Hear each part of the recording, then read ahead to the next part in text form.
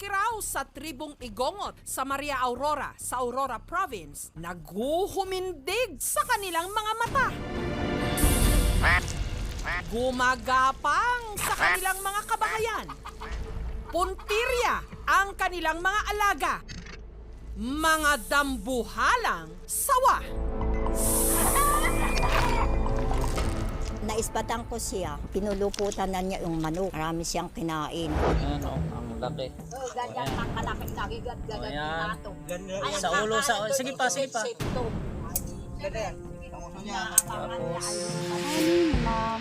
Ang kanilang pruweba, ang videong ito, kung saan lumobo ang tiyan ng higanteng sawa. Buksan na. My God! Talagang Matapos nitong lulunin ang isang buong Ayan o. baboy. Grabe. Ang inataking baboy, alaga ng mag-asawang Nessie at Armando. Sabi ko, anak, magpakain ka nga doon sa mga baboy. Di madalit sabi, umahon siya. Eh, mama, wala na yung mga baboy. Tapos yung isang baboy, nakita ko, patay na rin. Kasi may tama sa may pigi. Sabi naman nung mga kapitbahay namin, sawayan. Agad nilang ginalugan ang paligid. Talagang malaki yung pagkakakita ko. Lumapad na kasi. Parang sako na ng pataba yung tiyan nung sawa. Nasyak na ako. Talagang iba na yung hiyaw ko. Baka manlaban pa ito. Nung pagtaga ko ng leg niya, gumalaw lahat yung katawan niya. Bumaluktot na siya. Tinaga ko po ulit sa gitna. Baka po kasi makaperwisyo ulit eh. Baka tao naman po ang biktima niya. Balik pa nga yung isang itak ko eh.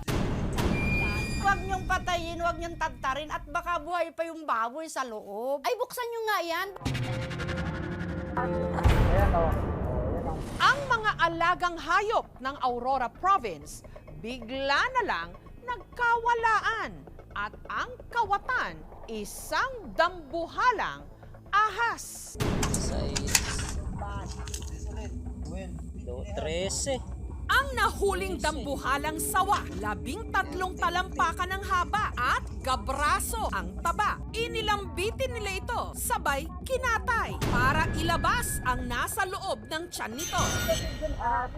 Ayan o. Ayan ang baboy, ang laki o. Grabe. buong talagang kinain Ayan o. Kumpirmado, ito nga ang nawawalang baboy kina Armando.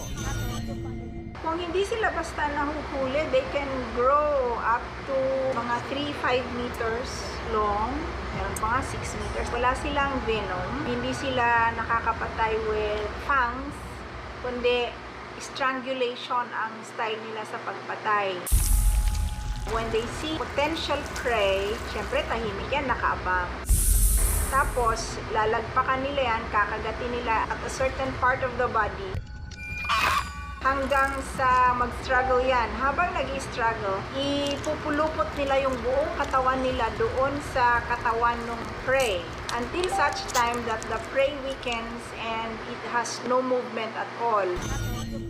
Pero 2015 pa pala kuha ang naturang video. Gayunman, magpahangga ngayon, may umaatake pa rin daw na ulupong sa kanilang bayan na hinihinala nilang asawa ang unang higanteng sawa na napatay nila. Ako naman ay magtitiba ng produkto namin na saging. Tinignan ko, merong ngang ahas. Pagka nakakita ka daw ng isang ganoon kalaki, mayroon pa daw isa na sabi nila asawa. Ayan o. Ang baboy, ang laki o. Grabe. Si Dante, hindi na raw mabilang ang mga pagkakataong inatake ng ahas ang kanyang mga alagang manok hanggang masusi na nilang inantabayanan nito lang Abril ang susunod nitong pag-atake. Siguro mga 2 na yun, humigit kumulang ng madaling araw. Nagwawalan yung mga manok. Tapos nung flashlightan ko, nakita ko, pinatay na yung isang manok, nalunok na siya. Nung nakalabas na ng mga 1 metro halos yung ulo niya dito, tinagana nung anak ko. Sa pangayat yung mga dugo. Malalaki yung sawa po dito sa province of Aurora kasi makapal pa ang ating mga punong kahoy. Balanse pa ang ecological system.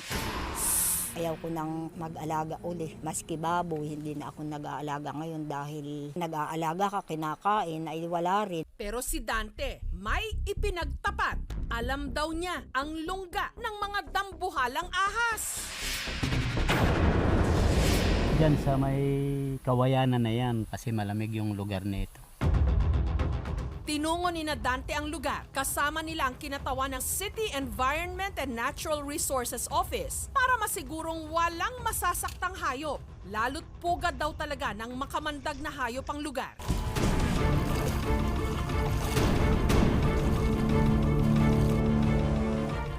May mga nakakain po sila dito eh.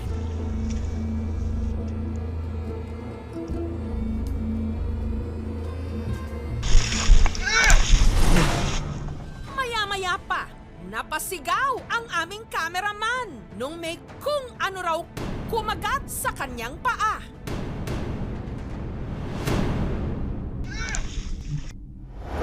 Pero hindi ito ahas, kundi linta. Yan. Ang bilis makakapit eh. Sa kanilang paglilibot, nakakita sila ng butas na sinlaki ng sombrero. Ito na kaya ang lungga ng dambuhalang sawa. Linis po itong pinakabunganga ng butas. Ibig sabihin po, may mga pumapasok na mga hayop tulad ng ahas. May lalabas kaya ritong higanting ahas.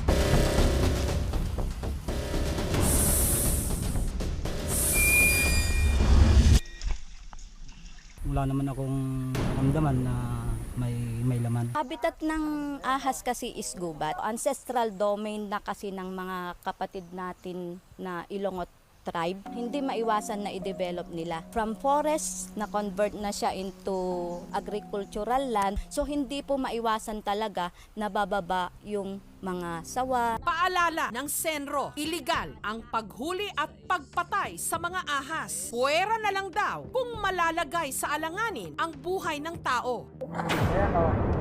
Baboy, ang laki o. Yung Conservation Act, Section 27 and 28. Imprisonment of 6 months and 1 day to 12 years ang pagkakulong. May fine siya na 10,000 to 1 million pesos. May exempt siya kung ang wildlife gaya ng sawa ay nakaka-endanger na ng buhay ng tao.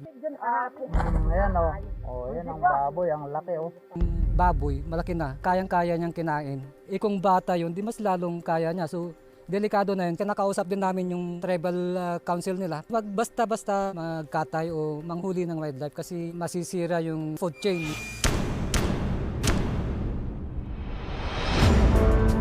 Ang tanong pa rin, noon hanggang ngayon, ang tao at ahas. Pwede bang mamuhay ng magkasama ng walang ahasan?